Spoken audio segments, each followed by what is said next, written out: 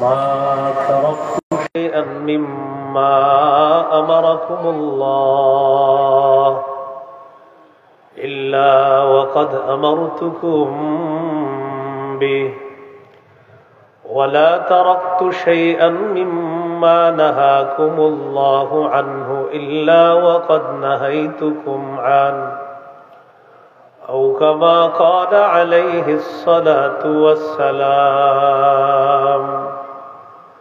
اللهم صل على محمد وعلى آل محمد كما صليت على إبراهيم كما باركت على إبراهيم وعلى آل إبراهيم إنك حميد مجيد. হিফজুর রহমান খান সাহেব, মুহতামিম আলহাজ শামসুদ্দিন ভুইয়া গুরুত্বপূর্ণ আলোচনা করেছেন মাওলানা শুআইব বিন আব্দুর রউফ দামাত বরকাতুহুল আলিয়া, মুহাদ্দিস আল জামিয়াতুল ইমদাদিয়া কিশোরগঞ্জ। আলোচনা করেছেন মুফতি আরিফ জব্বার কাসিমি দামাত বরকাতুহুল আলিয়া ঢাকা। গুরুত্বপূর্ণ আলোচনা পেশ করছিলেন মুফতি শরীফুজ্জামান রাজীবপুরী দামাত বরকাতুহুল আলিয়া নেত্রকোনা। মুফতি মুজাহিদুল ইসলাম দামাত বরকাতুহুল আলিয়া ব্রাহ্মণবাড়িয়া। উপস্থিত হযরত উলামায়ে কেরাম, মুসলমান ভাইয়েরা, পর্দার আড়ালে অবস্থানরত শ্রদ্ধা মা বোনেরা, আল্লাহ তাআলার দরবারে শুকরিয়া আদায় করছি। আল্লাহ আমাদেরকে এই ওয়াজ দুয়ার মাহফিলে উপস্থিত হওয়ার তৌফিক দান করেছেন বলে আলহামদুলিল্লাহ।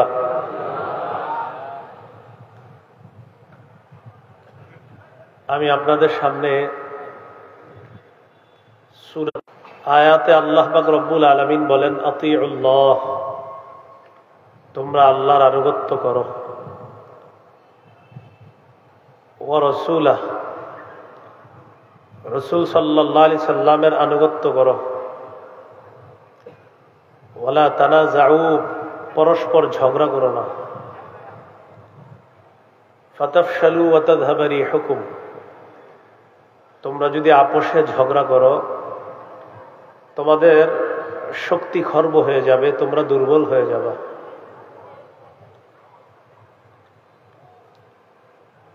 একটা বিষয় নিয়ে আমাদের মধ্যে একটা ভুল বোঝাবুঝি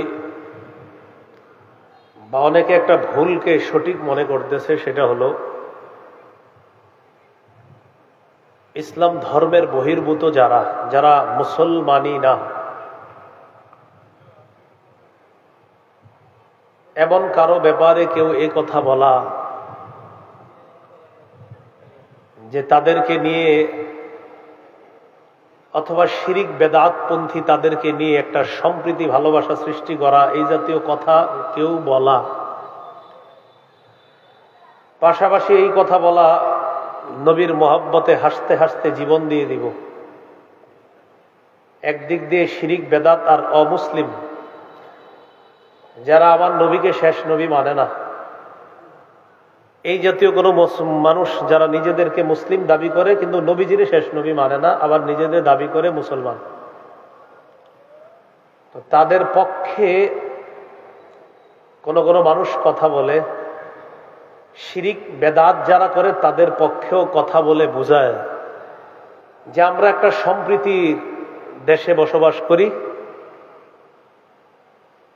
তাদেরকে কেউ কিছু বললে আমরা হাসতে হাসতে নবীর মহব্বতে জান দিতে পারি। চিন্তা করেন, একদিক দিয়ে বলতেছে নবী বিদ্বেষী যারা তাদেরকে নিয়ে সম্প্রীতি তৈরি করবে, অপর দিয়ে বলা হচ্ছে আবার যে হাসতে হাসতে নবীর জন্য জান দিবে।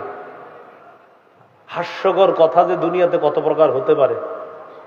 একদিক দিয়ে নবীর দুশ্মন, আবার শিরিক বেদাত যে করে, নবীর নাম বিক্রি করে যারা বেদাত করে তাদেরকে নিয়ে সম্প্রীতি তৈরি করবে। চিন্তা করেন, পাশাপাশি আবার বলে যে তাদের কিছু হলে হাসতে হাসতে নবীর জন্য জান দিয়ে দিব। তাদের কিছু হলে হাসতে হাসতে নবীর জন্য জান দিয়ে দিবে। এই জাতীয় কথাগুলা যারা বলে এরা বুঝায় যে উনি অনেক ধর্ম বুঝে, জ্ঞান বুঝে, অনেক জ্ঞান আছে, এরকম বুঝায়। বুঝায় কি মানে আমার অনেক জ্ঞান আছে, খুব জ্ঞান রাখে, এরকম বুঝায়। ওই জাতীয় জ্ঞানী যারা আছে তাদেরকে এ কথা বলে দেওয়া যায় সুন্দরভাবে। অন্যান্য লাইনে অনেক বড় জ্ঞানী হলেও আমাদের মাদ্রাসার প্রাথমিক পর্যায়ের 2-3 বছরে যে ছাত্রগুলো আছে এদের সামনে বসার মতো ধর্মীয় জ্ঞান তাদের নাই, অন্যদিকে জ্ঞান আছে। না হয় আপনি বুঝেন কি কথা বলে। নবীকে শেষ নবী মানে না যারা, শিরিক বেদাত করতেছে যারা, তাদেরকে নিয়ে সম্প্রীতি তৈরি করবে, আবার বলতেছে তাদের কিছু হলে হাসতে হাসতে নবীর জন্য জান দিবে। তো এই জাতীয় কথাবার্তাগুলা যারা বলে তাদেরকে কিছু বিষয় স্পষ্ট থাকা দরকার। সেটা হলো, আমরা এখানে এই শোলাকিয়া মাঠে এখন যারা আছে, আমার বয়ান যারা শুনছে মুসলমান, আমরা কোন আল্লাহর ওলির দুশ্মন না, কোন আল্লাহর ওলির বিরোধী আমরা না। তবে কোন আল্লাহর ওলির কবরকে কেন্দ্র করে, মাজারকে কেন্দ্র করে শিরিক যদি কেউ করে, বেদাত যদি কেউ করে, কেউ যদি গঞ্জিকা সেবন করে, কেউ যদি গাঁজা সেবন করে, গাঁজা, আল্লাহর ওলির কবরকে কেন্দ্র করে কেউ যদি শিরিক করে, কেউ যদি বেদাত করে, আর কেউ যদি গাঁজা খায়, আমরা ওই শিরিকের বিরুদ্ধে, আমরা ওই বেদাতের বিরুদ্ধে, ওই গাঁজার বিরুদ্ধে আগেও ছিলাম, এখনো আছি, আমৃত্যু আমরা এগুলার বিরুদ্ধে থাকবো। তাহলে আমরা আল্লাহর ওলির বিরুদ্ধে না, আল্লাহর ওলির কবরের বিরুদ্ধে, আল্লাহর ওলির কবর জিয়ারত করা হবে এর বিরুদ্ধে না। আল্লাহর ওলির কবরকে কেন্দ্র করে কেউ যদি শিরিক করে, কেউ যদি বেদাত করে, কেউ যদি আল্লাহর ওলির কবরকে কেন্দ্র করে মেলা বসায়, এই শিরকের বিরুদ্ধে আমরা, এই বেদাতের বিরুদ্ধে আমরা, এই মেলার বিরুদ্ধে আমরা, এই গাঁজা সেবনের আসরের বিরুদ্ধে আমরা আগেও ছিলাম, এখনো আছি, ভবিষ্যতেও আমাদের অবস্থান পরিষ্কার। শিরিক, বেদাত, কুফর, গাঁজা ইত্যাদির বিরুদ্ধে আমাদের অবস্থান সব সময় পরিষ্কার থাকবে। তো এই বিষয়টা না অনেকে গুলায় ফেলছে, গুলায় ফেলে আমাকে, আপনাকে, আমাদেরকেও শত্রু বানাচ্ছে। আমাদেরকে কেমন জানি বুঝাইতে চাইতেছে যে আমরা শত্রু, আমরা সম্প্রীতি চাই না, এমনটা বুঝায়। এরকম একটা ভাবসাব। সহিহ বুখারীর বর্ণনা 427 নম্বর হাদিস। এই হাদিসের বর্ণনাকারী আম্মাজান আয়েশা সিদ্দিকা রাদিয়াল্লাহু তাআলা আনহা তাসবির, গির্জার মধ্যে অনেকগুলো ছবি দেখছে। ছবি, গির্জা বলতে আমাদের মাথায় কি আসে? একটা ধর্মের ইবাদত খানা, একটা ধর্মের মানুষের কি খানা?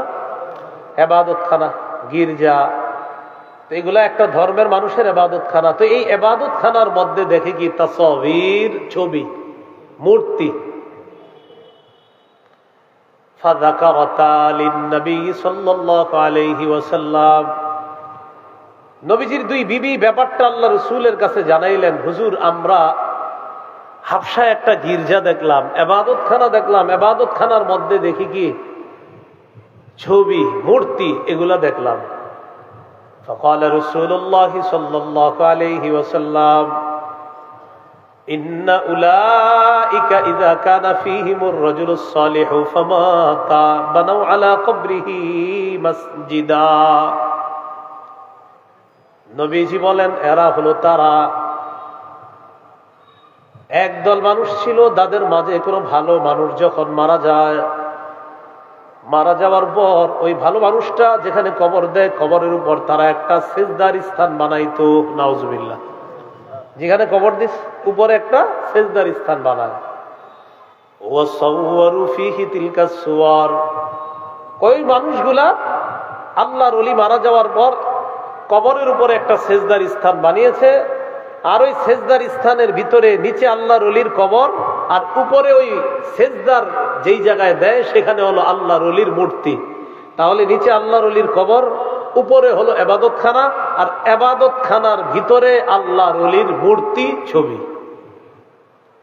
নবীজি বললেন, উলাইকা শিরারুল খালকি ইনদাল্লাহি ইয়াউমাল কিয়ামাহ, এরা হলো কিয়ামতের ময়দানে সবচেয়ে নিকৃষ্ট জাতি হবে, কিয়ামতের ময়দানে সবচেয়ে নিকৃষ্ট জীব হবে তারা যারা আল্লাহর ওলিদের কবরের উপরে সেজদার স্থান বানায়, আবার যদি এটার মধ্যে মূর্তি বসায়, তারা হবে সবচেয়ে নিকৃষ্ট জাতি।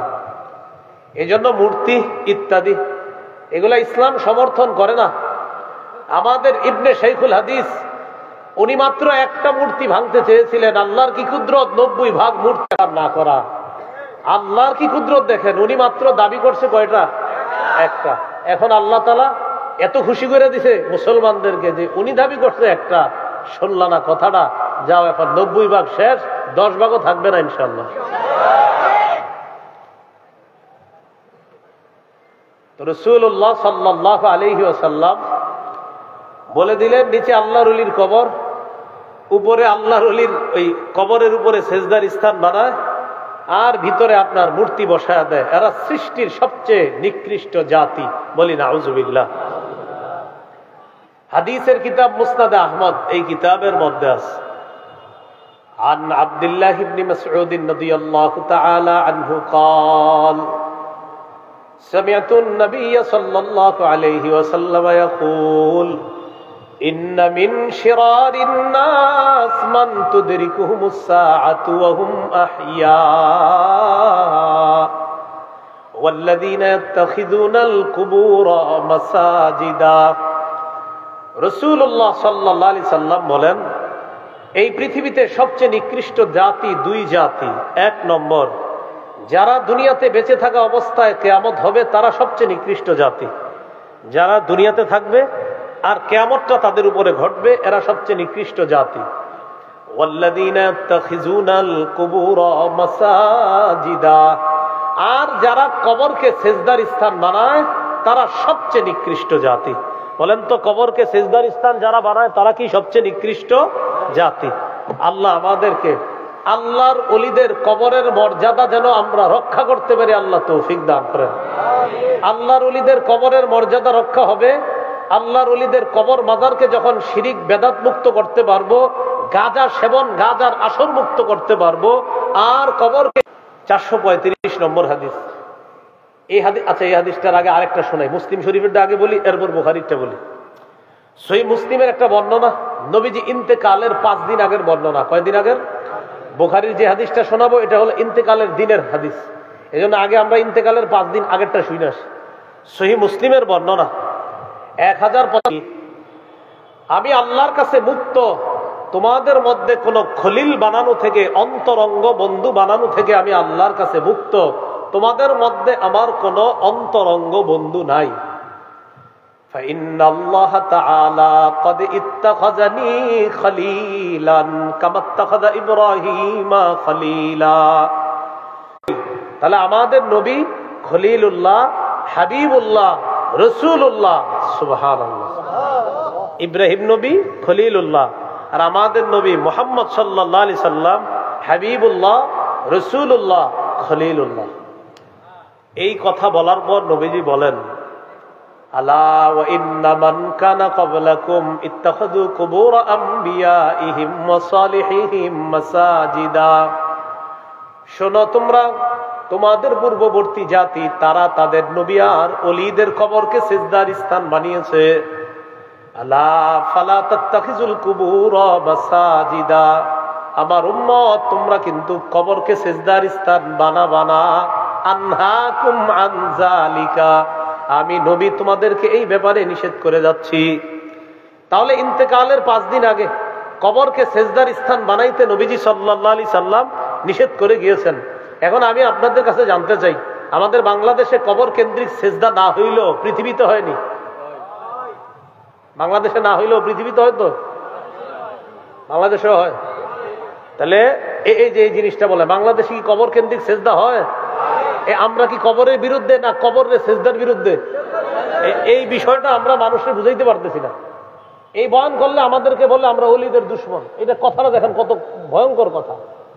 আমরা তো আল্লাহর ওলিদের দুশ্মন না। আল্লাহর ওলির কবরে যদি কেউ সেজদা দেয় ওই শিরকের দুশ্মন আমরা। এবার বুখারীর বর্ণনা শোনেন, 435 নম্বর হাদিস। মুসলিমের হাদিসটা হলো নবী ইন্তেকালের 5 দিন আগের, আর বুখারীর হাদিসটা হলো রাসূল ইন্তেকালের দিনের হাদিস।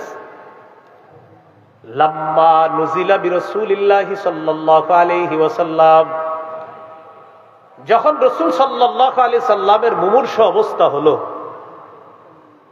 নবীজি কি করলেন? মুমূর্ষ অবস্থায় তাফিকা ইয়াতরাহু খামিসাতান আলা ওয়াজহিহি, রাসূলুল্লাহ সাল্লাল্লাহু আলাইহি সাল্লাম একটা কাপড় দিয়ে নিজের চেহারা মোবারক ঢাকলেন। নবী ইন্তেকাল করবেন, ওই মুহূর্তে একটা কাপড় দিয়ে নিজের চেহারা মোবারক ঢাকলেন। ফাইদা তাম্মা, নবীজির যখন প্রাণটা বের হবে অবস্থা, ওই মুহূর্তে কাশাফাহা আন ওয়াজহিহি, ওই মুহূর্তে রাসূলুল্লাহ সাল্লাল্লাহু আলাইহি ওয়াসাল্লাম চেহারা মুবারকের উপর থেকে কাপড়টা সরিয়ে নিলেন। নবীজির যখন মুমূর্ষ অবস্থা তখন চেহারায় কাপড় রাখলেন, আর যখন প্রাণটা বের হবে তখন কাপড়টা সরাইলেন, সরায়া বললেন লানাতুল্লাহি আলাল ইয়াহুদি ওয়ান নাসারা, ইহুদিদের উপর আল্লাহর অভিশাপ, খ্রিস্টানদের উপর আল্লাহর অভিশাপ। ইত্তাখাযু কুবুর আমবিয়াইহিম মাসাজিদা, তারা তাদের নবীদের কবরকে সেজদার স্থান হিসাবে গ্রহণ করেছে, সেজদার স্থান বানিয়েছে। ইউহাযযিরু মা সানাউ, নবী নিষেধ করে যাচ্ছে, সতর্ক করে যাচ্ছে, উম্মত আমার ইন্তেকালের পরে কিন্তু আমার কবরকে আবার তোমরা সেজদার স্থান বানাবা না। অতীতের জাতি তাদের নবীর কবরকে সেজদার স্থান বানিয়েছে, এই জাতীয় কাজকর্ম কিন্তু তোমরা করবা না। আল্লাহ আমাদের সকলকে কবর কেন্দ্রিক সেজদা, শিরিক, বেদাত থেকে বাঁচার তৌফিক দান করেন। এবার গুরুত্বপূর্ণ একটা কথা বলেন, কবর কেন্দ্রিক, সবাই বলেন কবর কেন্দ্রিক মেলা বসানো যাবে না। কবর কেন্দ্রিক কি বসানো যাবে না? এখন কথা হলো, যারা অতীতে বসানোর পক্ষে ছিলেন বা বসাইতো, রবিউল আউয়াল মাস আসলে বসাইতো, আমি দলিল দেই, দলিল দেওয়ার পরে তো আপনি বসানোর কথা না, দলিল দিয়ে পারলে চ্যালেঞ্জ করেন। কবর কেন্দ্রিক মেলা যে নিষেধ, এটা যদি দলিল থাকে তাহলে কেন বসাবে মেলা? এটাও নিষেধ। আবু দাউদ 2042 নম্বর হাদিস, কোন কিতাব? কত নম্বর হাদিস? 42 নম্বর হাদিস, 2042। قال رسول الله صلى الله عليه وسلم لا تجعلوا بيوتكم قبورا, রাসূলুল্লাহ সাল্লাল্লাহু আলাইহি সাল্লাম বলেন, তোমরা তোমাদের ঘরগুলাকে কবর বানায়ো না। যেই ঘরের মধ্যে নফল নামাজ না হয়, যেই ঘরের মধ্যে জিকির না হবে, আল্লাহর কোরআনের তেলাওয়াত না হবে, ওই ঘর কবরের মতো হয়ে যায়। এরপরে নবী বলেন ওয়ালা তাজআলু কবরি ঈদা, তোমরা আমার কবরকে কেন্দ্র করে মেলা বসাবা না, আমার কবরকে উৎসবের স্থানে পরিণত করবা না। আমার কবরকে কেন্দ্র করে মেলা বসাবা না, উৎসবের স্থানে পরিণত করবা না। আমাদের নবীজির চেয়ে বড় পীর দুনিয়াতে কেউ আসে নাই, আসবেও না। আমাদের নবীজির চেয়ে বড় শাইখুল হাদিস, আল্লামা, মুফতি, মুহাদ্দিস, মুফাসসির, পৃথিবীতে একজন মানুষের যত ভালো উপাধি লাগতে পারে সব আমার নবীর জন্য। আমার নবীর চেয়ে শ্রেষ্ঠ উপাধিধারী পৃথিবীতে আসে নাই, আসবে না, আসা সম্ভব না। তার কবরকে কেন্দ্র করে যখন মেলা বসানো জায়েজ নাই, হারাম, অতএব অন্য কোন আল্লাহর ওলির কবরকে কেন্দ্র করেও মেলা বসানো হারাম, জায়েজ নাই। ওই মেলা বসানোর বিপক্ষে আমরা, আল্লাহর ওলির কবরের বিপক্ষে না আমরা। এখন এই দেখেন যে আমি বয়ানটা করলাম না, অনেকে দেখবেন এরকম বলতে পারে, এটা নবীদের অলিদের দুশ্মন বলতে পারে। আপনি বলেন, আমি কি অলির কবরের দুশ্মন? নবীদের অলিদের কবরের দুশ্মন? তাহলে কবর কেন্দ্র করে মেলা, কবর কেন্দ্র করে শিরিক, কবর কেন্দ্র করে বেদাত, কবর কেন্দ্র করে সেজদা, এগুলার বিরুদ্ধে আমরা আল্লাহ তাআলার কাছে দোয়া করব, আমাদের এই দেশ থেকে যেন আল্লাহ সমূলে বেদাত এবং শিরিককে আল্লাহ দূর করে দেয়। আমরা দোয়া করব। রাসূলুল্লাহ সাল্লাল্লাহু আলাইহি সাল্লাম বলেন, যদি আমাকে মহব্বত করতে চাও তো কবরকে তোমরা উৎসবের স্থানে পরিণত করবা না, বরং কি করবা? ওয়াসাল্লু আলাইয়া, আমার উপর বেশি বেশি দরুদ পড়বা। ফাইন্না সালাতাকুম তাবলুগুনি হাইসু কুনতুম, তোমরা যেখানেই থাকো, যেখান থেকে দরুদ পড়ো, তোমাদের দরুদ ওই মুহূর্তে আমার কাছে পৌঁছে যায়। তাহলে আমরা বেশি বেশি দুরূদ পড়ব, আল্লাহ তৌফিক দান করেন। এবার আমার সাথে বলেন, কবর সামনে রেখে নামাজ পড়া যাবে না। অনেক মসজিদের মাঝখানে কবর, মসজিদের মাঝখানে কেন করছেন? আবেগে করে লিখছে। মসজিদের মাঝখানে কবরটা আবেগে করে ফেলছে। তো কেন আবেগে করলেন? আলেমদেরকে জিজ্ঞাসা করতে পারলেন না? তো আপনি কবর করছে, এটা মাঝখানে করে গেছে। যদিও মুসলমানরা কবরকে সেজদা করে না, যারা মসজিদে নামাজ পড়ে ওদের মনে কখনো কবরে সেজদা করার উদ্দেশ্য না, কিন্তু আপনি এই কামটা কেন করলেন? আবু দাউদের বর্ণনা 3229 নম্বর হাদিস, রাসূলুল্লাহ সাল্লাল্লাহু আলাইহি সাল্লাম বলেন, লা তাজলিসু আলাল কুবুর, তোমরা কবরের উপর বসবা না, কবরের উপর বসবা না। ওয়ালা তুসাল্লু ইলাইহা, কবর সামনে রেখে নামাজ পড়বা না। তোমরা কবরের উপর বসবা না, কবর সামনে রেখে তোমরা নামাজ পড়বা না। অনেক মসজিদে ওই অনেক আগে থেকে কবর, অর্থাৎ আপনার 30-40 বছর ধরে কবর। এখন এই মসজিদকে সম্প্রসারণ করবে এলাকাবাসী, তো কি করে? মহব্বতে হজরতের কবরটা মাঝখানে রেখে দেয়। তো এই কাজগুলা না করা, এই জন্য মসজিদের মাঝখানে কবর না হওয়া, এটা পাশে হতে পারে, মাঝখানে না হওয়া। যদিও মুসলমান ওই মসজিদে গিয়ে কবরকে সেজদা দেয় না, কিন্তু এরপরে নবী নিষেধ করছে কবর সামনে রেখা তোমরা নামাজ পড়বা না। আল্লাহ আমাদের সকলকে কবর কেন্দ্রিক বাড়াবাড়ি, শিরিক, বেদাত, মেলা ইত্যাদি থেকে হেফাজত করেন। আরবি মাস কি মাস? এটা এই রবিউল আউয়াল মাসকে কেন্দ্র করে আমাদের সমাজের কিছু মানুষ বাড়াবাড়ি করে, বেদাত করে। বলেন কি করে? বাড়াবাড়ি করে, বেদাত করে। এই জাতীয় বেদাতের মধ্যে আমরা পা বাড়াবো না। রবিউল আউয়াল মাসকে কেন্দ্র করে খুব মনোযোগ সহকারে শোনেন। 1 নাম্বার, ঈদ কি জিনিস। 2 নম্বর, ইসলামে ঈদ বলতে কি বুঝায়। 3 নম্বর, মিলাদুন নবী মানে কি। 4 নম্বর, নবীজির জন্ম বার কবে। 5 নম্বর, নবীজির জন্ম তারিখ কবে। 6 নম্বর, ঈদে মিলাদুন নবীর ইতিহাস দুনিয়াতে শুরু হইল কিভাবে। 7 নম্বর, নবী তার জন্মদিনে কোনো আমল করেছেন কিনা। 8 নম্বর, জন্মদিন করছে, আমার জানা মতে আপনার দাদাও করছে গত 40 বছর, এটার কি জবাব। 12 নাম্বার, বেদাতের মোকাবেলায় সুন্নাহের ব্যাপক প্রচার প্রসারণা চালানোর 1 নাম্বার দায়িত্ব হলো যুব সমাজের। কাদের? সুন্নাহের ব্যাপক প্রচারের 1 নাম্বার দায়িত্ব কাদের? বলতে পারেন হুজুরদের। হুজুর তো বলতেছি খতিব মসজিদের মধ্যে। আপনারা যদি এবার হুজুরের ওই মসজিদের কথাটা নিয়ে খালি সমাজে সমাজে প্রচার করে দেন, তাহলে তো হয়ে গেল। 1 নম্বর, ঈদ মানে কি? একটু মন দিয়ে শোনেন। ঈদ আনন্দ, খুশি, উৎসব প্রকাশ করা। 2 নম্বর, ইসলামে ঈদ বলতে কি বুঝায়, এটা আমাদের জানা দরকার। এই ব্যাপারে 3টি হাদিস বলি, মন দিয়ে শোনেন।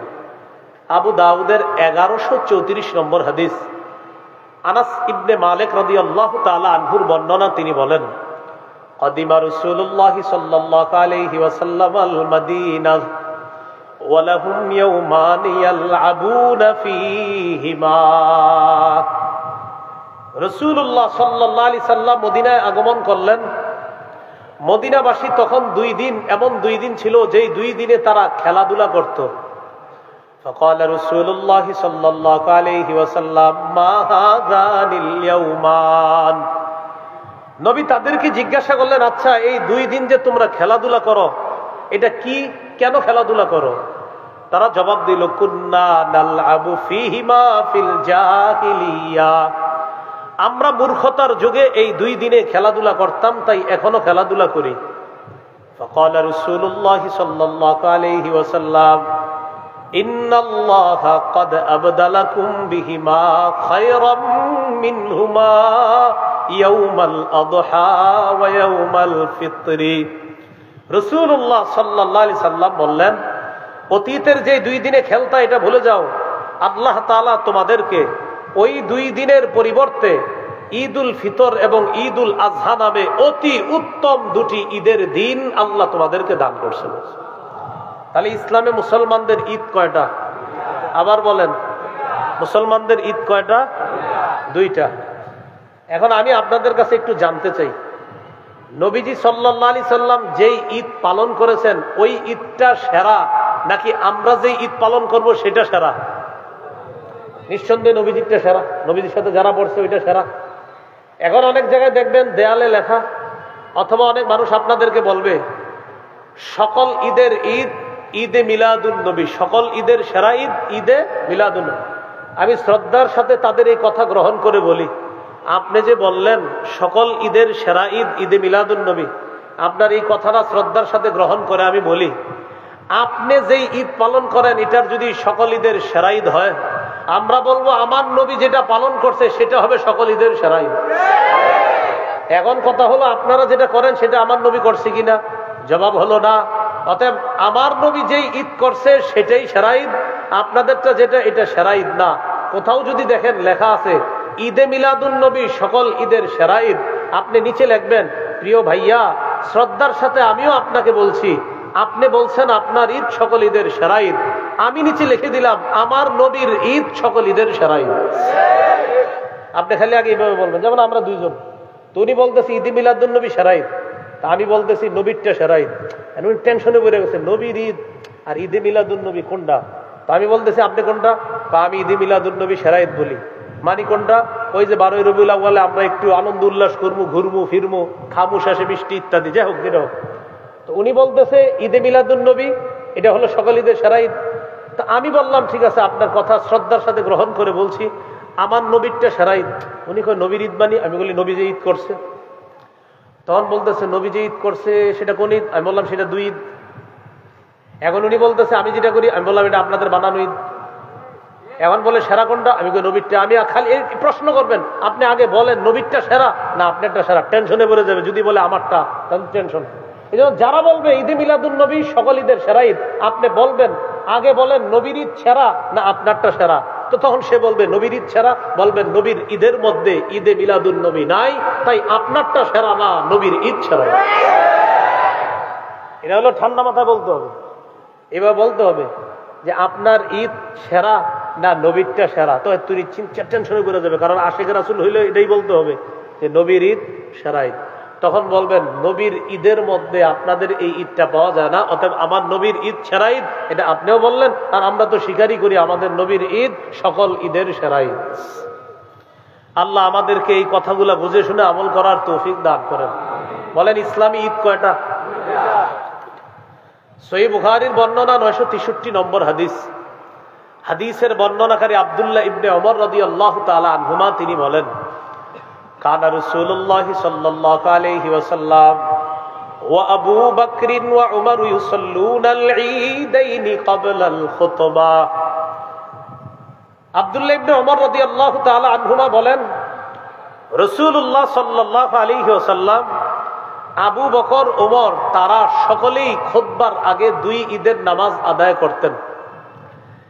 বলেন তো খুতবার আগে নবী কয় ঈদের নামাজ পড়তেন? আবু বকর সিদ্দিক কয় ঈদের নামাজ পড়তেন? ওমর ফারুক রাদিয়াল্লাহু তাআলা আন কয় ঈদের নামাজ পড়তেন? 2 ঈদের। অতএব ঈদ কয়টা? 2টা। আবু দাউদের 1148 নম্বর হাদিস। এই হাদিসের মধ্যে আসছে জাবির ইবনে সামুরা রাদিয়াল্লাহু তাআলা আনহুর বর্ণনা, তিনি বলেন সাল্লাইতু মা'আন নবী সাল্লাল্লাহু আলাইহি ওয়াসাল্লাম غير مرة ولا مرتين العيدين بغير أذان ولا إقامة। জাবির ইবনে সামুরা রাদিয়াল্লাহু তাআলা আনহু বলেন আমি একবার দুইবার নয় অসংখ্য অগণিত বার আজান এবং ইকামত ছাড়া রাসূল সাল্লাল্লাহু আলাইহি সাল্লামের সাথে 2 ঈদের নামাজ আদায় করছি। তাহলে নবীজির সাথে জাবির ইবনে সামুরা সাহাবী কয় ঈদের নামাজ পড়ছে? 2 ঈদের। অতএব ইসলামে মুসলমানদের ঈদ কয়টা? 2টা। 3 নাম্বার কথা, মিলাদুন নবী মানে কি? মিলাদ অর্থ হলো জন্ম, আন নবী মানে মুহাম্মদ সাল্লাল্লাহু আলাইহি ওয়াসাল্লাম। মিলাদুন নবী অর্থ হলো মুহাম্মদ সাল্লাল্লাহু আলাইহি ওয়াসাল্লামের জন্ম। আমাদের সমাজে যদি কাউরে বলেন আপনি মিলাদ আছে, যদি বলেন ঘরে মিলাদ আছে, তখন তার মাথায় আসে যে ঘরে গিয়ে কিছু কাজ করতে হবে, করার পর একটা দোয়া আছে, দোয়ার পরে বিরিয়ানি আছে অথবা জিলাপি আছে। আমাদের সমাজে যদি কাউকে বলেন যে ভাই ঘরে মিলাদ আছে, তো আপনি বুঝবেন কি জানেন? ঘরে মিলাদ মানি ওখানে যাবো, যাওয়ার পরে কিছু ঘটনা ঘটবে, এরপর হুজুর একটা মুনাজাত দিবে, তারপর হয়তো এটা কিন্তু আপনার আমি শ্রদ্ধার সাথেই বলতেছি, এটা আবার অন্যভাবে নিয়েন না, মানে আমাদের সমাজে এটারই মিলাদ মনে করে। কিন্তু আমারে যদি কোনো সময় কেউ বলেন হুজুর ঘরে আসেন মিলাদ আছে, তো আমি বলবো মিলাদ আছে তো আমারই নিবেন কেন? তো যদি বলে তো কারে নিব, আমি বলবো মিলাদ মানি তো জন্ম, মানে আপনার কি ছেলে হবে না মেয়ে হবে না নাতি নাতনি হবে সেটা তো আমি জানি না। ওই ধাত্রী মা যারা আছে, জন্ম নিলে সন্তান জন্মগ্রহণ করার সময় যাদেরকে কাজে লাগে ওই ডাক্তার বাক্তার কাউরে নিয়ে যান করে। না না বুঝা ঠিক বলছেন নি। মিলাদ, মিলাদ অর্থ কি? হ্যাঁ সবাই বলেন। তাহলে আমার ঘরে মিলাদ আছে মানে আমার ঘরে জন্ম আছে। আপনি যে বলতেছেন আমার ঘরে চলেন মিলাদ আছে মানে কেউ হবে, জন্ম নিবে। এই জন্য আগে ক্লিয়ার হতে হবে এটা মিলাদ অর্থ কি। তা আপনি কেন বলেন যে বাসায় চলেন মিলাদ আছে, মিলাদ মানে জন্ম আছে, কেউ আপনার নাতি হবে? অনেক মানুষ এই কথা নিয়ে আমাদের সাথে তর্ক করতেছে, আরে ভাই মিলাদ অর্থ তো জন্ম, তা আপনি কেন এটার অন্য কিছু বুঝবেন? আপনারা বিভিন্ন ব্যানারে লেখেন মিলাদ মাহফিল মানে জন্ম, কারো জন্ম মাহফিল হবে এখানে? লেখে মিলাদ মাহফিল মানে জন্ম মাহফিল। যদি বলেন হ্যাঁ জন্ম মাহফিল, তাহলে লেখেন মিলাদ মাহফিল। মিলাদ মাহফিল অর্থ যদি হয় জন্ম মাহফিল মানে একজন এই মঞ্চে জন্ম নিবে, এটা যদি হয় সমস্যা নেই, লেখেন। বলেন দোয়া অনুষ্ঠান, বলেন সবাই দোয়া অনুষ্ঠান, দোয়া মাহফিল। হ্যাঁ এটাই বলতেছি আমি। মিলাদ অর্থ কি? সবাই বলেন মিলাদ অর্থ কি? তাহলে মিলাদুন নবী অর্থ মুহাম্মদ সাল্লাল্লাহু আলাইহি সাল্লামের জন্ম। আজকে থেকে যদি কেউ আপনাদেরকে বলে মিলাদ মানেন, আমার সাথে জবাব দিবেন, বলেন জন্ম অর্থে মিলাদ মানি। আমার জিজ্ঞাসা করেন সবাই মিলাদ মানেন? জিজ্ঞাসা করেন জন্ম অর্থে মিলাদ মানি। এবার আপনাদেরকে আমি জিজ্ঞাসা করি মিলাদ মানেন? এই পুরাটা বলবেন। হ্যাঁ জন্ম অর্থে মিলাদ মানি। কারণ ও যদি বলেন মিলাদ মানি, তার ওর মাথায় তো এটা আসবে কিছু হবে ঘরে গিয়ে, এরপরে তারপর শেষে জিলাপি দিবে, এরকম না। তাহলে মিলাদ মানেন জন্ম অর্থে মিলাদ মানে। তো মিলাদুন নবী অর্থ মুহাম্মদ সাল্লাল্লাহু আলাইহি সাল্লামের জন্ম। 4 নম্বর কথা, নবীজির জন্ম বার কবে? মুসনাদে আহমদ 4 নম্বর খন্ড 172 নম্বর পৃষ্ঠা।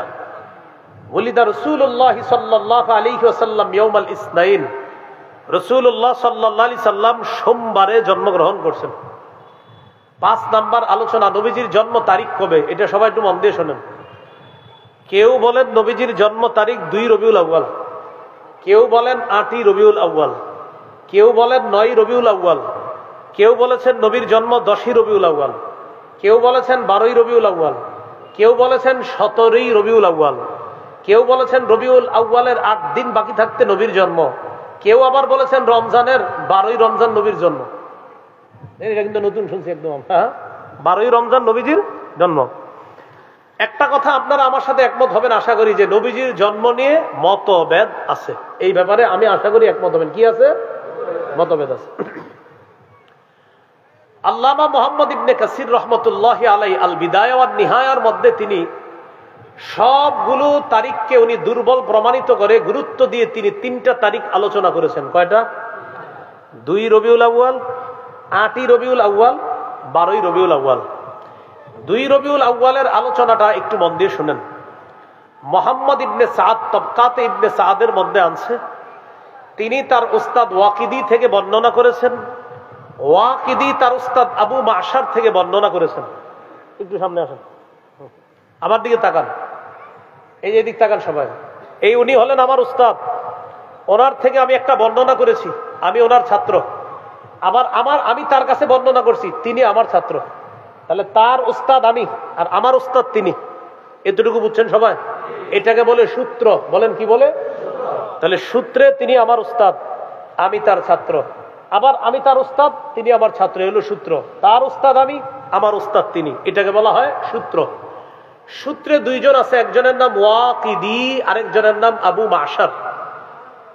বুখারী শরীফের ব্যাখ্যা গ্রন্থের লেখক ইবনুল হাজার আসকালানী রহমতুল্লাহ আলাইহি তার কিতাব তাকরিবুত তাহজিবের মধ্যে তিনি আনছেন এই ওয়াকিদি, যিনি বর্ণনাকারী ওয়াকিদি, তার ব্যাপারে আনছে মাতরুকুন মাআসিআতি ইলমিহি, যে ওয়াকিদি তার অনেক এলেম আছে, এলেম থাকার পরেও তার বর্ণনা পরিত্যাজ্য, তার বর্ণনা গ্রহণ করা যায় না।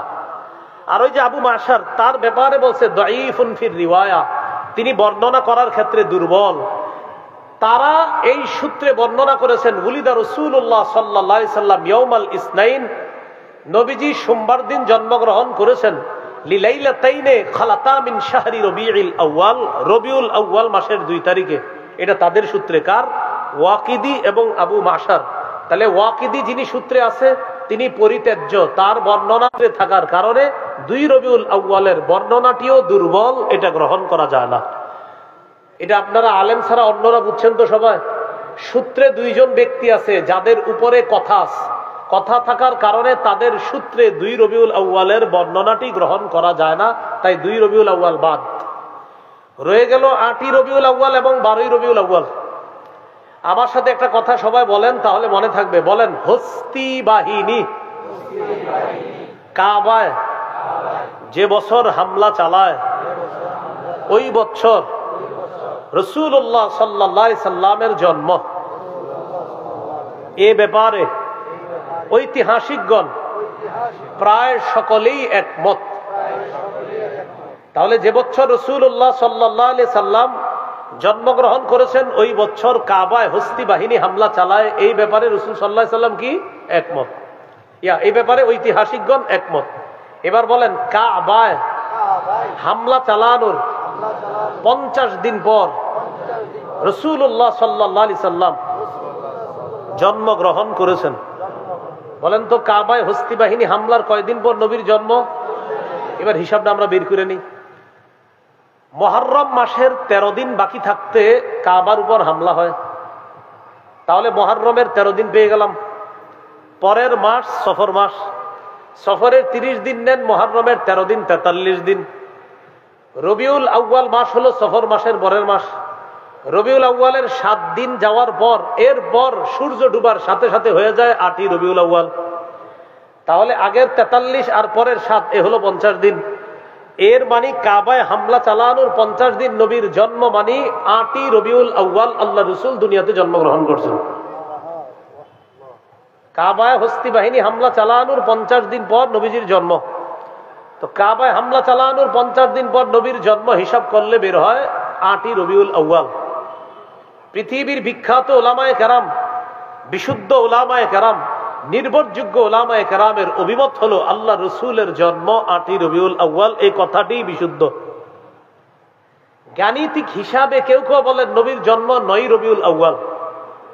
এজন্য মনে রাখবেন 8 অথবা 9। বলেন 8 অথবা 9, এই 2 তারিখে আল্লাহ রসুলের জন্ম। এই কথাটি বিশুদ্ধ, তবে প্রসিদ্ধ নয়।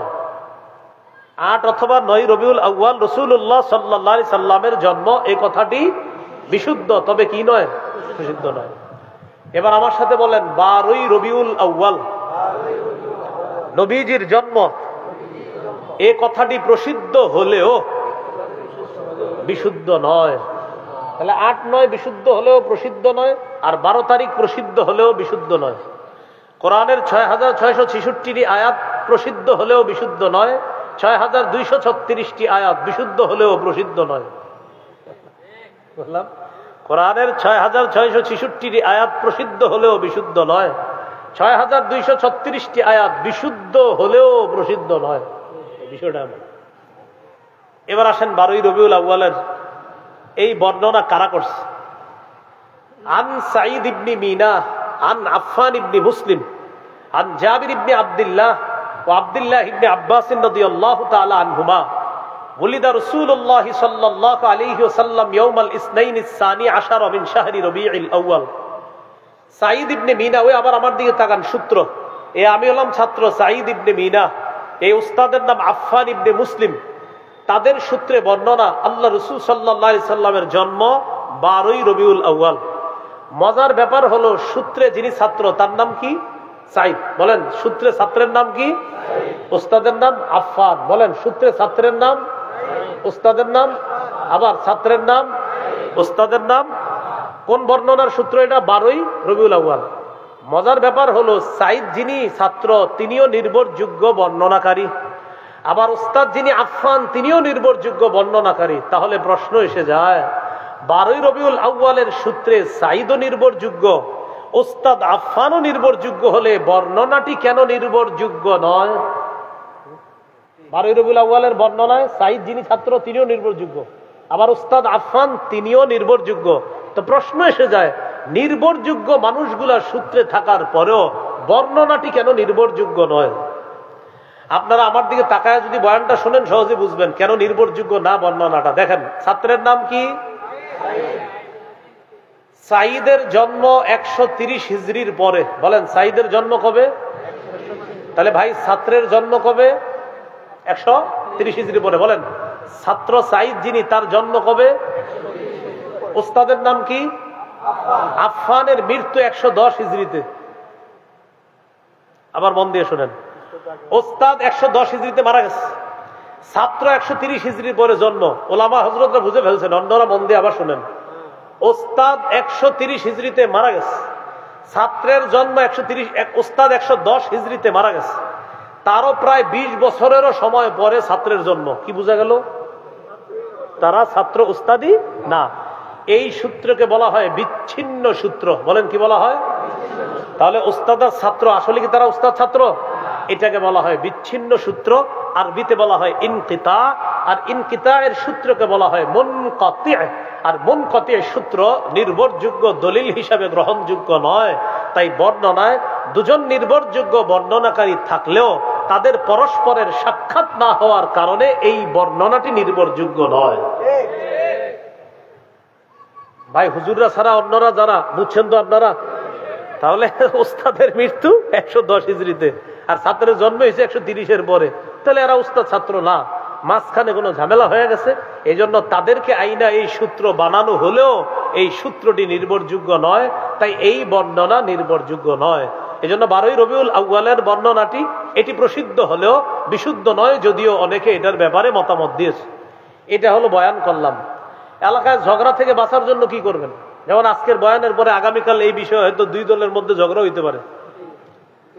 ঝগড়া থেকে বাঁচার জন্য যেটা করবেন এটা হলো বুদ্ধি। আমার একটু জিজ্ঞাসা করেন, বলেন নবীর জন্ম কবে? জিজ্ঞাসা করেন। এবার ঝগড়া থেকে বাঁচার জন্য উত্তর দিতেছি। দেখেন, নবীজির জন্ম 8 থেকে 12ই রবিউল আউয়ালের মাঝে যে কোনো একদিন। 8 থেকে 12ই রবিউল আউয়ালের মাঝে যে কোনো একদিন। শিওর? হ্যাঁ শিওর। তাহলে এখন আর কেউ আর ঝগড়া করতে পারে? বলবো কোন কবে? আপনি বলবেন 8 থেকে 12-র মধ্যে। 8 থেকে 12ই রবিউল আউয়ালের মাঝেই নবীজির জন্ম, এই কথা নিশ্চিত।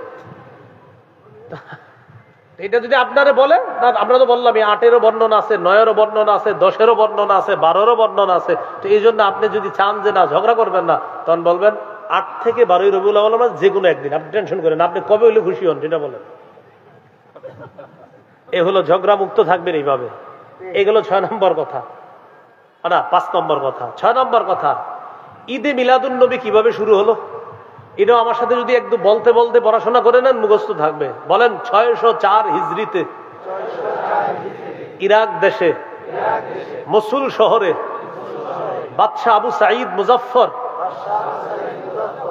জনৈক আলেম আবুল খাত্তাব ওমর ইবনে দিহিয়া তার মাধ্যমে সর্বপ্রথম ঈদে মিলাদুন নবীর সূচনা করে। কত হিজরি? 604। কত হিজরি? কোন দেশে? শহরের নাম মসুল শহর। বাদশার নাম আবু সাঈদ। বাদশার নাম কি? আর যে হুজুরির বেদাত করতে গেলে কিন্তু একজন সাইনবোর্ডওয়ালা দাড়ি টুপিওয়ালা লাগবে। এই জন্য বেদাত যারা করে না, দেখবেন সাইনবোর্ড টুপি দাড়িওয়ালা, এরপর একটা গাড়ির উপরে উঠবে আর চারোদিকে ফুল টুল দিয়া হেরি খুঁজে পাবেন না। এখন কথা হলো, ওই বেদাতের যিনি লিড দিলেন তার নাম আবুল খাত্তাব ওমর ইবনে দিহিয়া। এই তার মাধ্যমে সর্বপ্রথম এই বেদাতের সূচনা হয়। তার ব্যাপারে ইবনে হাজার আসকালানী রহমতুল্লাহি আলাইহি বলেন, কাসীরুল ওয়াকিআতি ফিল আইম্মাতি ওয়া ফিস সালাফি মিনাল উলামা। এই লোকটা পূর্ববর্তী আলেমদের ব্যাপারে কটু মন্তব্য করতেন। এই লোকটা পূর্ববর্তী আলেমদের ব্যাপারে উল্টাপাল্টা কথা বলতেন। এখন আপনারা তালাশ করে এমন অনেক লোক পাবেন যারা বেদাতীদের নেতৃত্ব দেয়। এরা দলিলে না পারলে সর্বশেষ হক্কানি আলেমদের নাম নিয়ে নিয়ে তাদেরকে গালি দেয়। এখন এই গালির সূত্র কোত্থেকে আসছে? এই এলাকার ইমাম সাহেবরা আছেন, খতিব সাহেবরা আছেন, আপনাদেরকে গালি দিলে কষ্ট নিয়েন না। তাদের গুরুজি যিনি এই বেদাত আবিষ্কার করছে, গুরুর মুখের ভাষা ছিল খারাপ, তাই ওই সূত্রে তাদের অনুসারীদের মুখের ভাষাও খারাপ। এটা কষ্ট নেওয়ার কিছু নেই। তার ব্যাপারে ইবনে হাজার আসকালানী লেখছেন, খবিসুল লিসান, মুখের ভাষা ছিল খুব খারাপ। শাদীদুল কিবরি, প্রচন্ড অহংকার টাইপের মানুষ ছিল। মুতাহাবিরান, দুর্বল প্রকৃতি, অলস প্রকৃতির মানুষ ছিল, আর খালি আলেমদেরকে গালিগালাজ করত। আল্লাহ আমাদেরকে হেফাজত করেন। 604 হিজরি পর্যন্ত দুনিয়াতে যেটা ছিল না সেটা আমরা করব না। সেটা করে হঠাৎ এটার নাম দেওয়া সকল ঈদের সেরা ঈদ যদি কেউ বলে, আমরা বলবো আমাদের নবীরটা সেরা ঈদ। যদি বলে সকল ঈদের সেরা ঈদ, আমরা বলবো আমাদের নবীর ঈদ সকল ঈদের সেরা ঈদ। যদি বলে তাদেরটা সকল ঈদের সেরা ঈদ, সুন্দরভাবে এমনি বলবেন আমাদের নবীর ঈদ সকল ঈদের সেরা ঈদ। 7 নাম্বার, মিলাদুন নবী, মানে নবীজির জন্মদিনে কোনো আমল আছে কিনা। সহিহ মুসলিমের 1162 নম্বর হাদিস, সুইলা রাসূলুল্লাহ সাল্লাল্লাহু আলাইহি সাল্লাম আন সাওমি ইয়াউমিল ইসনাইন। রাসূলুল্লাহ সাল্লাল্লাহু আলাইহি সাল্লামকে সোমবার দিন রোজা রাখার ব্যাপারে জিজ্ঞাসা করা হলো। নবীজি বললেন, ইয়াউমুন বুলিততু ফীহি, সোমবার এমন একটা দিন যেই দিনে আমি জন্মগ্রহণ করেছি, তাই এই দিনে আমি রোজা রাখি। তাহলে নবীজি জন্মদিনে কি রাখতেন? সোমবার, বছরে একদিন, সেটা হলো 12ই রবিউল আউয়াল। হ্যাঁ, সোমবার কি বছরে একদিন না সপ্তাহে একদিন? তাহলে নবীজি সাল্লাল্লাহু আলাইহি সাল্লামের জন্মদিনের আমলটা কি বাৎসরিক না সাপ্তাহিক? হ্যাঁ, এখন থেকে বলবেন নবীজির জন্মদিনের আমল এটা সাপ্তাহিক, প্রতি সোমবার রোজা রাখবা, তাহলে শ্রেষ্ঠ আশিকে রাসূলের পরিচয় পেয়ে যাবা। 12ই রবিউল আউয়াল এটা শুধু নবীজির এক বছর কেন্দ্র করে না। এবার আপনারা বলেন, নবীজি তার জন্মদিনে কি খাইতেন না রোজা রাখতেন? এখন আপনারাই বললেন, এই যে বছরে একটা যেটা হয় এটা কি রোজা রাখা হয়? আমি কিন্তু বলি না, আপনারা বলতেছেন কি করে বলে নবীজি রাখতেন রোজা, আর আপনি কি আপনারাই বলতেছেন, আপনারাই বলেন কি হয়। তাহলে নবীজি সাল্লাল্লাহু আলাইহি সাল্লাম রাখতেন রোজা, আর আপনি সেখানে রোজা না রেখে খাইতেছেন, এটা কেমন নবীর মহব্বতের পরিচয় দিলেন। আমি আবার বলছি, রাসূল সাল্লাল্লাহু আলাইহি সাল্লাম পূর্ণাঙ্গ শরীয়ত দুনিয়ার মধ্যে রেখে গিয়েছেন। এই শরীয়তের মধ্যে বেদাতের নামে নতুন কিছু আবিষ্কার যারা করে, যারা করতেছে, অতীতে এখনো ভবিষ্যতেও তাদের বিরুদ্ধে আমাদের অবস্থান আছে, ছিল, থাকবে ইনশাআল্লাহ বেদাতের। আর ওই কথাটা কিন্তু বেশি প্রচার করবেন। প্রথম যেটা বলছি, আমরা আল্লাহর ওলির বিরুদ্ধে না, আল্লাহর ওলির কবরের বিরুদ্ধে না, কবর কেন্দ্র করে বেদাত, কুফর, শিরিক আর মেলার বিরুদ্ধে আমরা। 8 নাম্বার, জন্মদিন কেন্দ্র করে বেদাত করা যাবে না। রাসূলুল্লাহ সাল্লাল্লাহু আলাইহি সাল্লাম বাড়াবাড়ি করতে নিষেধ করেছেন। ইবনে মাজার 3085 নম্বর হাদিস, নবী বলেন, ইয়াকুম ওয়াল গুলুওয়া ফিদ্দীন, দ্বীনের ব্যাপারে, ধর্মের ব্যাপারে তোমরা বাড়াবাড়ি করা থেকে বাঁচো। ফাইন্নাহু আহলাকা মান কানা ক্বাবলাকুম আল গুলুউ ফিদ্দীন, দ্বীনের ব্যাপারে বাড়াবাড়ি করার কারণে অতীতের জাতি ধ্বংস হয়ে গেছে, তোমরা এরকম করবা না। 9 নাম্বার, কেউ যদি বলে নবী তো এগুলা করতে নিষেধ করেন নাই, এক্ষেত্রে আমাদের জবাব হলো নবী পূর্ণাঙ্গ শরীয়ত রেখে গিয়েছেন। সহিহ বুখারীর 2697 নম্বর হাদিসে নবী বলেন, মান আহদাসা ফি আমরিনা হাযা মা লাইসা ফীহি ফাহুয়া রাদ্দুন, আমাদের এই পূর্ণাঙ্গ শরীয়তের মধ্যে ইবাদতের নামে সওয়াবের আশায় কেউ যদি নতুন কিছু আবিষ্কার করে, এটা বেদাত, এটা প্রত্যাখ্যান করা হবে।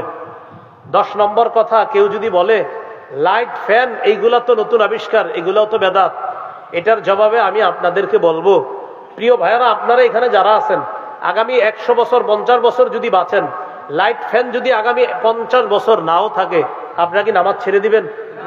তাহলে লাইট ফ্যান থাকা না থাকার সাথে আমাদের শরীয়ত পালনের কোনো সম্পর্ক না। ফ্যান লাইট না থাকলেও আমরা ইবাদত করেছি আগে, লাইট ফ্যান থাকলেও এখনো আমরা ইবাদত করতেছি। বোঝা গেল এই নতুন আবিষ্কারগুলা থাকলেও না থাকলেও আমরা ইবাদত করব, এটার সাথে শরীয়তের কোনো সম্পর্ক নাই। এজন্য এটা দিয়ে সেটার দলিল দেওয়া যাবে না।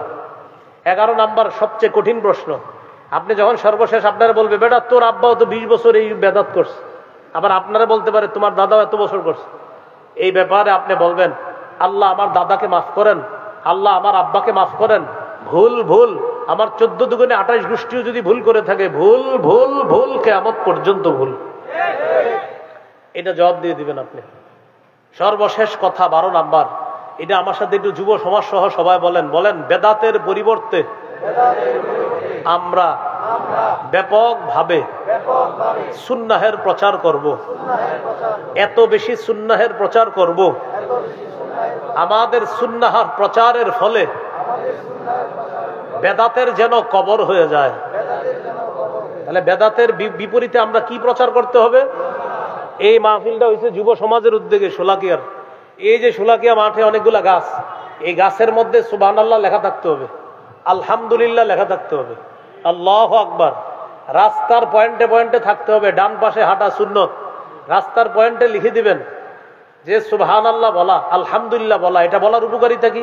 যেমন ওনার সাথে আমার দেখা, আমারে বলতে পারে, আচ্ছা হুজুর সুবহানাল্লাহটা কে লিখলো, কি বলছে আমারে, কি বলছে, উনি কিন্তু সুবহানাল্লাহ বলে ফেলছে, জান্নাতে কিন্তু গাছ একটা হয়ে গেছে। আবার জিজ্ঞাসা করে, আচ্ছা আলহামদুলিল্লাহটা কে লিখলো, আলহামদুলিল্লাহ বলে ফেলছে। আবার বলতেছে আল্লাহু আকবার, এটা কে লিখলো। আমাদের উজানি মাদ্রাসা যাইতে দেখবেন প্রায় গাছের মধ্যে সুবহানাল্লাহ, আলহামদুলিল্লাহ, লা ইলাহা ইল্লাল্লাহ, আল্লাহু আকবার, এইভাবে প্রচার করা। মসজিদের ওযুখানার মধ্যে লেখা থাকতে হবে মেসওয়াক করা সুন্নত। এগুলা লেখার কারণ কি, এই আপনার লেখা দেখা যদি 10 জন মেসওয়াক কিনে, তাহলে আপনি প্রচার করার কারণে রাসূল সাল্লাল্লাহু আলাইহি সাল্লাম তিরমিজির বর্ণনায় বলেছেন 2677 নম্বর হাদিস, একটা সুন্নত প্রচারের ফলে যদি অন্য কতজন আমল করে, আপনি একজন প্রচার করলেন আর 100 জন আমল করে, 100 জনের সওয়াব আপনার আমলনামায় আল্লাহ দিবেন। এই জন্য ব্যাপকভাবে আমরা সুন্নাহের প্রচার প্রসার করব, বলেন ইনশাআল্লাহ। আল্লাহ আমাদের সকলকে কবর কেন্দ্রিক, মাজার কেন্দ্রিক, রবিউল আউয়াল মাস কেন্দ্রিক যে কোনো ধরনের বেদাত থেকে বেঁচে থাকার তৌফিক দান করেন। সুবহানাল্লাহি ওয়া বিহামদিহি, সুবহানাকাল্লাহুম্মা ওয়া বিহামদিকা, আশহাদু আল্লা ইলাহা ইল্লা আনতা আস্তাগফিরুকা ওয়া আতুবু ইলাইক। আজকের আলোচনাটা আমার সংকলন মিম্বরের আমানত দ্বিতীয় খণ্ডে পাবেন। আজকের যে আলোচনা বেদাত কুফর শিরিক, এই আলোচনা মিম্বরের আমানত দ্বিতীয় খণ্ডে পাবেন। অনলাইন থেকে সংগ্রহ করে নিতে পারেন। এখানে গাড়িতে ওরা নিয়ে এসেছে মিম্বরের আমানত, যাদের লাগবে 1 থেকে 6 খণ্ড ওদের কাছে আছে। প্রতিটা খণ্ডই আপনারা সংগ্রহ করে নিতে পারেন। আমি বলবো নিয়ে আপনারা বাসায় পড়াশোনা করবেন। আল্লাহ আমাদের সকলের আজকের এই উপস্থিতিকে কবুল করে নেন। আলহামদুলিল্লাহ রাব্বিল আলামিন, والعاقبة للمتقين، والصلاة والسلام على سيد الأنبياء والمرسلين وعلى آله وأصحابه أجمعين. ربنا ظلمنا أنفسنا وإن لم تغفر لنا وترحمنا لنكونن من الخاسرين. رب ارحمهما كما ربياني صغيرا. মাবুদ মেহেরবান, মাওলা মেহেরবানি করে জীবনের সমস্ত গুনাহ খাতাগুলো মাফ করে দেন। আল্লাহ আমাদের মধ্যে যারা অসুস্থ, সুস্থ বানায় দেন। যারা ঋণী, ঋণ পরিশোধের ব্যবস্থা করে দেন। আল্লাহ যারা অভাবী, অভাব দূর করে দেন। ঈমান, ইসলাম, তাওহীদ, হেদায়েতের উপর অটল অবিচল থাকার তৌফিক দান করেন। আল্লাহ আমাদেরকে আপনি মাফ করে দেন। আল্লাহ সফরে আসি, সফর নিরাপদ করে দেন। আল্লাহ গন্তব্যে যেন নিরাপদে পৌঁছতে পারি তৌফিক দান করেন। আল্লাহ আমাদেরকে মাফ করে দেন। আল্লাহ